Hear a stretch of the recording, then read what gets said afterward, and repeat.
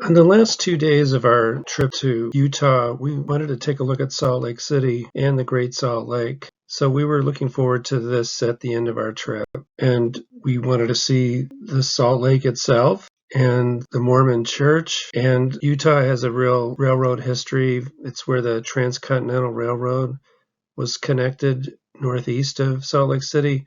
I didn't think we were going to get there to Promontory Point, but that was part of the equation of going to Salt Lake City is seeing railroads. And we'd heard a lot about how Utah has the lowest unemployment rate, best economy in the country, and it's called Silicon Slopes. So we wanted to sort of catch what's going on in the Salt Lake City area. So those were the 4 things we were looking forward to seeing. But the first thing we encountered when we came up from southern Utah, we had been to the Big 5 national parks. We came up into the Salt Lake City area, and for the most part, Utah is pretty sparsely settled and desolate at times. But when you get to the Salt Lake City area, we were met with a lot of traffic going the other way. It was the start of the Memorial Day weekend, and we were driving north, and everybody else was heading south or somewhere. And it just kind of reminded me of Los Angeles or California in general. The super wide highways, 12 lanes wide, and mountains around the distance. And I did a little research to see how Salt Lake City is rated in terms of traffic. And this article says that how bad is Salt Lake traffic? Not that bad. But that was in 2013. So the way it is now, it just keeps getting more and more congested. And that was one of our lasting impressions of the Salt Lake City area. And one of the other lasting impressions of being in Utah in general and also in Salt Lake City is seeing a lot of bicyclists. So on the one hand, you've got people driving cars, emitting pollution, but then you've got a lot of outdoor enthusiasts. So it's kind of a contrast between the two in one area. So the main thing we wanted to see in the Salt Lake City area was the Great Salt Lake. And as you can see, it's to the west and north of Salt Lake City. And Salt Lake City's not right on the shore of the Great Salt Lake, even though it's in its name, but I'll talk about more of that later. So we went to the Great Salt Lake and we liked it, thought it was nice, and it was a nice area to walk around.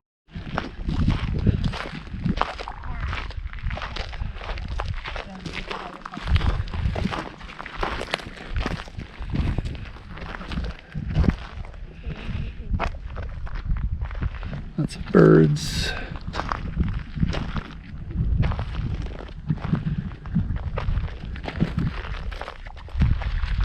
Wait! Dad!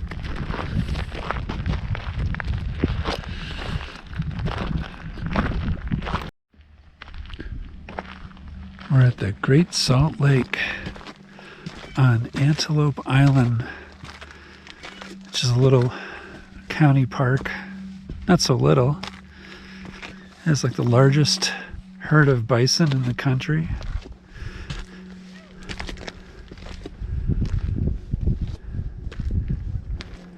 And we'd heard kind of negative things about it, like a lot of flies. There's a little, I don't know what that is, iguana.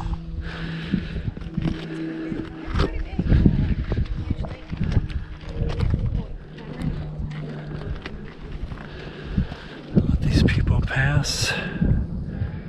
Now the lake used to be deeper. Average depth fairly recently was like 36 feet deep. And now from what I read, it's like 18 feet or 16 feet deep on average. And I don't know where the deepest spot is, but it's pretty average depth.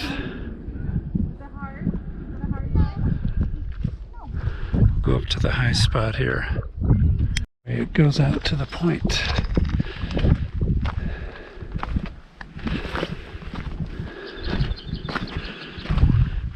And there's benches you can sit on down there.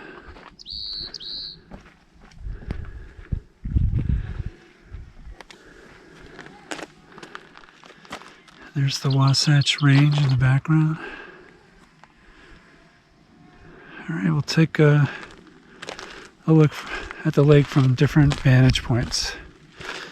This is just the first stop after you come in.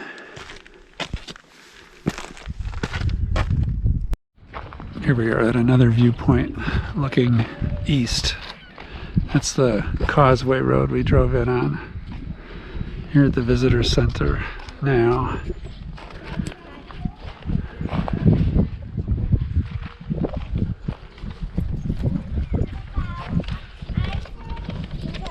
People would want to see, you know.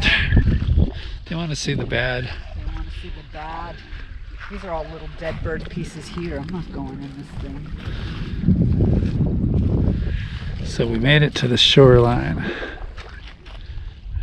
of the Great Salt Lake with the mountains in the background.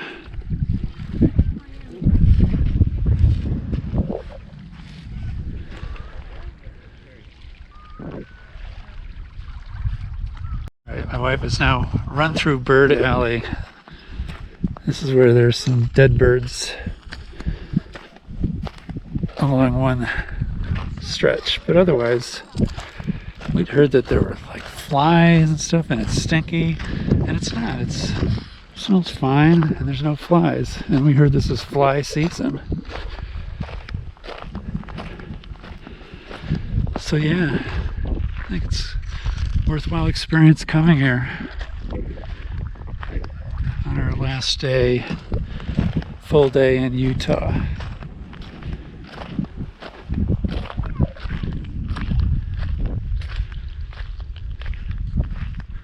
So at the place where we went to go see the Great Salt Lake, it's called Antelope Island, and it's actually a peninsula that sticks out into the Great Salt Lake, and you drive up north and then west over from Salt Lake City to go to it. And it was named after these animals called pronghorns that are not actually antelope. So it's got a misnomer. So as I mentioned, you drive up and north, you get back on Route 15, which is a big highway that goes all the way from Las Vegas up to Salt Lake City, and lots of traffic, lots of big box stores and whatnot along the way. And then you drive west through a longer than expected area of residential, low density residential dwellings, and then you drive across a causeway bridge over to the northern tip of Antelope Island. And on Antelope Island there is a herd of buffalo that it's actually a pretty significant place for buffalo, because the buffalo herds in North America were so wiped out by the European settlers, and they were reduced to just a few hundred, maybe even less. And someone who owned Antelope Island at the time started breeding them on the island, where they were protected on three sides at least, and allowed the herd to grow. And to this day, they use it kind of as a nursery where buffalo grow, and then they're sent to other places in the U.S. to sort of build back up the size of the breed. So I thought that was pretty significant. It should be called Buffalo Island. That's the predominant species there, but they also use it for breeding other kinds of animals and then taking them to places where there have been underpopulated and are repopulating them. So one of the interesting things in the visitor center, and it's a well-done visitor center, it's sort of like a national park. I think it's run by the state of Utah, and they show how there used to be a huge lake called Bonneville Lake that 16,000 years ago was huge. It went up into Idaho and then went over to Nevada and halfway down the state of Utah. And if you can make it out in the map, Salt Lake City would be underwater 16,000 years ago, and the city of Ogden would be also underwater, as would Provo. And Antelope Island wouldn't even be an island, it would be submerged. And you could see the red dot, that is where Antelope Island is. So it was just huge. So let me take you through some pictures. They showed various area descriptions of how big the lake was over time. This is as big as it was, at least in modern times. And then before that, it had been smaller. So then it got 23,000 years ago, it was smaller, but then it got huge, and then still stayed pretty much the same size over the next 1,500 years. And then going from 14,500 years ago, in the span of 1,000 years, it really shrank. Almost looks like what it does today. But then it grew back again and got bigger. So it goes up and down over time. So this shows you how big the lake was 13,500 years ago versus today. And they're very similar. But as I mentioned, it got bigger after the picture on the left, and then it has shrunk back down. But what I'm showing this for is just to show that it has been huge, it's shrunk and grown again. So that's the way things work long term. And looking really long term, when they say that North America and South America were all part of one supercontinent called Pangaea, the state of Utah was mostly underwater, part of the ocean, and that's the remnants of that of what has created Bonneville Lake and then the Great Salt Lake. So this is just to show a close-up of that previous map. You can see that 2/3 of Utah is underwater. Nevada is reduced to some islands, and California doesn't even really exist. It's all underwater. That's something. So what is my point here? I think that long term, the Great Salt Lake, they talk about it shrinking and maybe totally disappearing, and people are worried about that, but it has fluctuated over time, and who's to say that in the future, thousands of years from now, it might be huge again, and then Salt Lake City will be like Atlantis. It'll be underwater. So I don't think the state of Utah has to think about moving the state capital up into the mountains anytime soon, but who's to say? And just shows the depths of the lake, what it is now versus what it once was, and it was way deeper too. So one thing that caught my eye when I was looking at Utah was there's 2 other lakes that are also remnants of Lake Bonneville. There's Utah Lake by Provo, and then there's this other lake further south, all off by itself in a really desolate area of the state. It's called Sevier Lake. And just to show you how things fluctuate even in modern times, so in 1872 it was about the size that it is now, and then in 8 years it went totally dry. So that was it for Sevier Lake, right? No, now it's back to the level it was around 1872, even though they've been diverting water going into the lake for irrigation. So you never know. Things could come back. Lakes can expand out west. So now switching gears totally, we spent the rest of our time after going to the Great Salt Lake in Salt Lake City. And of course, we're going to take a look at the Mormon church complex, which is of interest. And we walked around the complex, and everybody we encountered, people from the Mormon church who were like the docents in each of the churches or in the administration building. This just shows you all the different buildings in the complex, so I could use that to identify what buildings we're talking about here. We went into the assembly hall and the tabernacle and the conference center, big huge building on the left, and people were very welcoming, and we didn't know if we could go inside because we weren't Mormon, but they said, oh, come on inside, you're welcome, and they're very friendly, so they would answer any questions you had. We went into the conference center. They have a huge auditorium. We asked how many people does it seat. It just looked massive. It was like Radio City Music Hall. And I think they said like 10, 12,000 people, maybe more. It was just a huge convocation center. So they're all in one place. It's kind of like walking around Washington, D.C. And I don't know if that would be really exciting for kids, but if you're interested in general about the whole Mormon church, you can walk around the complex and you're going to be very welcomed. So we thought it was a good experience. And we went inside, and I didn't want to take any pictures or shoot any video with people in them, but this is one of the churches with the tabernacle organ in the back and huge area for the choir to sit in front. Another angle. And this is the Assembly Hall, the oldest church. And my wife is Jewish, and I think she felt somewhat comfortable to see the Star of David on the outside of a religious structure called a temple. So it was interesting from different viewpoints. And here's another pipe organ in the other church we went into. We didn't go, I don't know if we're allowed to go in, if you're not Mormon, to go into the Salt Lake City temple, but that was under reconstruction. It's just totally obscured by scaffolding. And outside they have little monuments and historical plaques, and it depicts how some of the settlers, they didn't have the money to pay for a covered wagon to go west, so these people took everything in a hand-drawn cart all the way from Iowa to Utah. And this monument says that they were primarily British, and they didn't all make it. It's very arduous, as you could imagine, taking all your belongings and walking all the way from Iowa to Utah. So that's something. We were told by a nice couple that the tabernacle is open, so come on inside. And I'm wearing shorts. I thought maybe it wouldn't be allowed, but here we are, and there's that famous tabernacle organ behind where the tabernacle choir sits.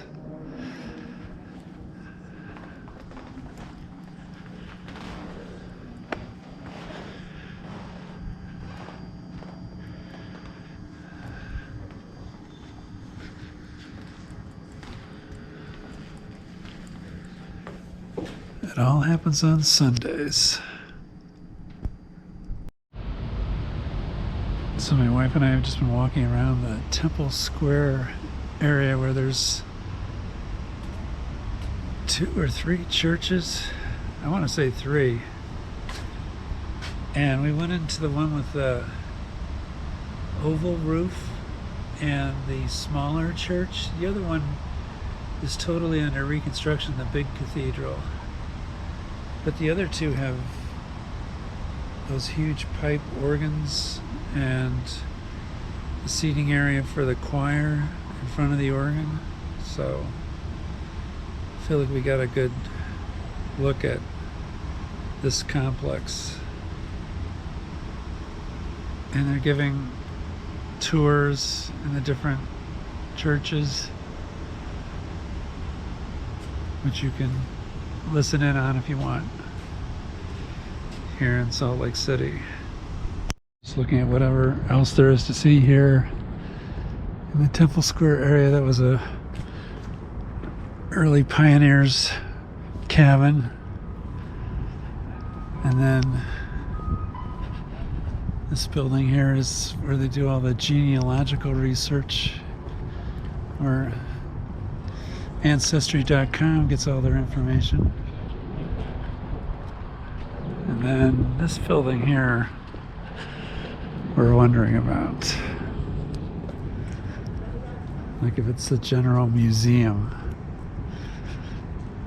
about the Mormon Church.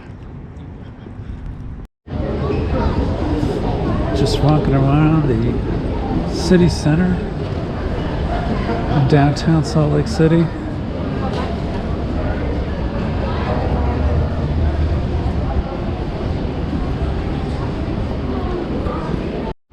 They call it City Creek.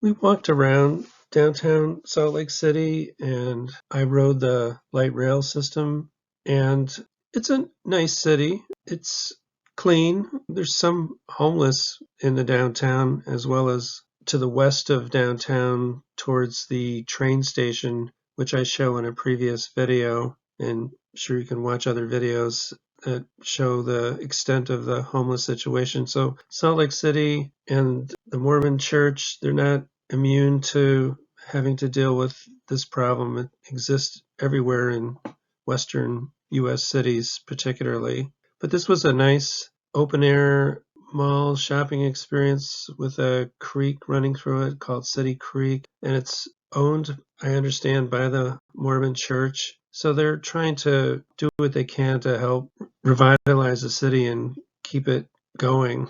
And where we stayed was at the south end of downtown at the Grand America Hotel, which was beautiful. And I didn't see any overt signs of being sponsored or owned by the Mormon Church or anything, but I just have a feeling like this is where wealthy Mormon folks either live or stay when they're in Salt Lake City.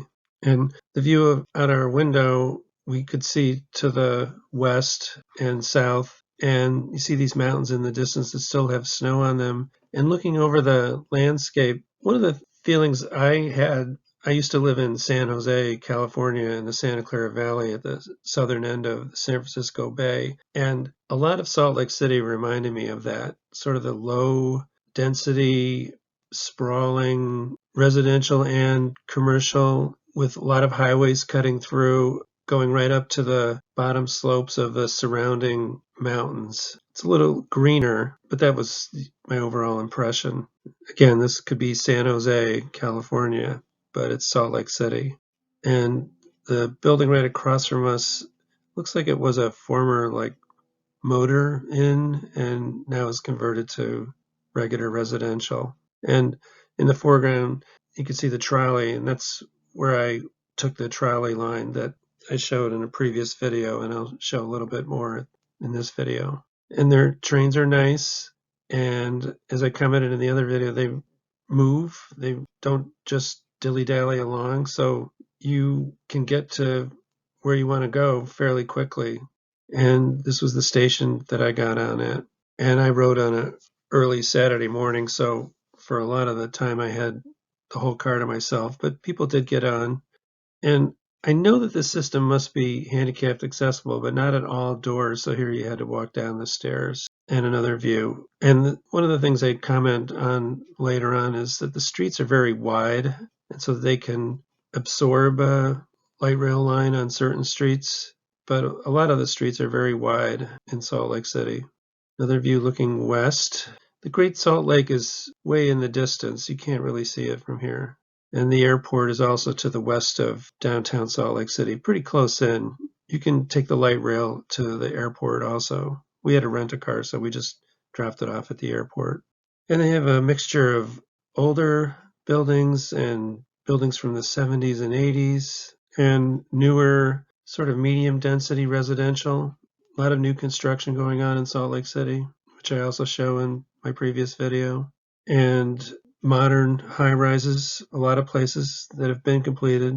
And this is a brand new high rise residential tower, the Liberty Sky on South State Street. This might be the same building, I'm not sure, or it could be another one in downtown Salt Lake City. And there's a lot of things about being open to all communities. So saw a lot of Utah Pride banners. They have a bike share system, which I didn't get a chance to ride, but being a veteran of the bike share system in New York City, City Bike, it's a great thing to have. So it's a great way to get around. And they have nice older buildings.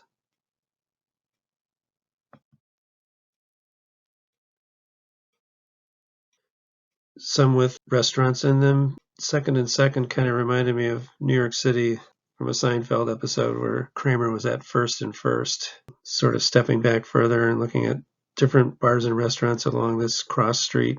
And I don't know what you imagined with Salt Lake City, but it's got some artistic parts to it. And I don't know what kind of bar club this is, but it's here in Salt Lake City. It's a nice Ford Mustang in the foreground. Another old building, the Judge Building. And this old building dating way back to 1890. Salt Lake City's fairly new. You're not going to get anything back to the 1700s. The late 1800s is about as far back as things go. This was a cute building that's been fixed up.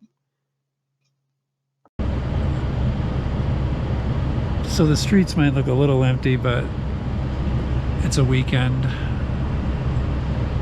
And last night there was a fair amount of activity. I wouldn't say it was teeming, but it wasn't totally desolate like some of American city downtowns.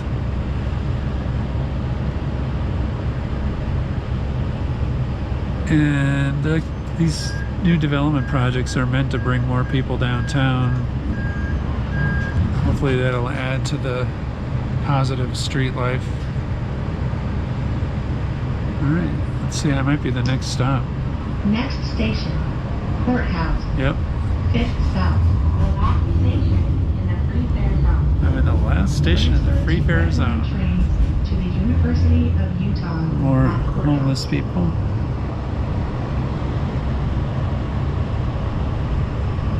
Beautiful old buildings. It's a good way to see a city. If you want to check out Salt Lake City, take this trolley system.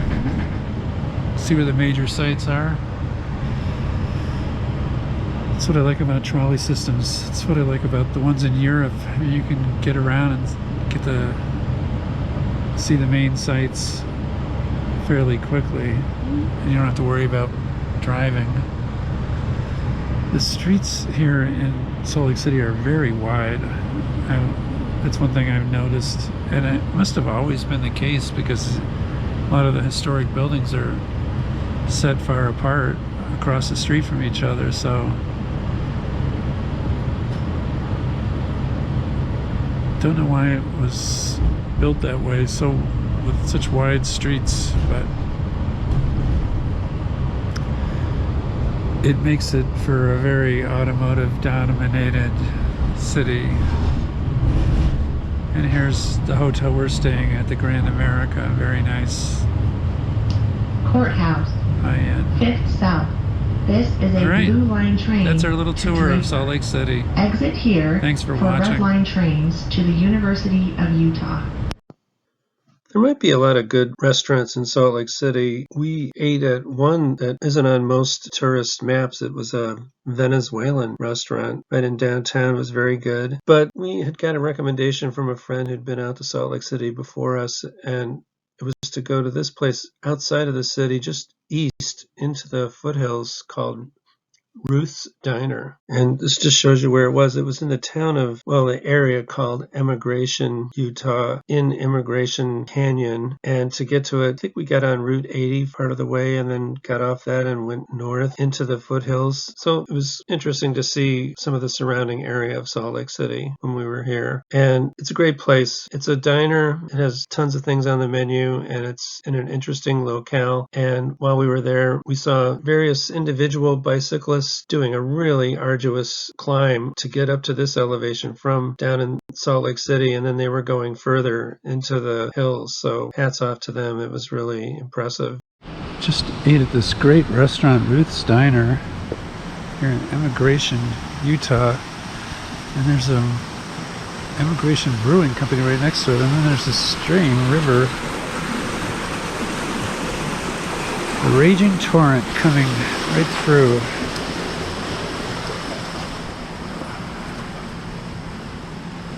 We were going to sit outside, but it got really windy, like gale force winds. You can see there's some sort of storm brewing.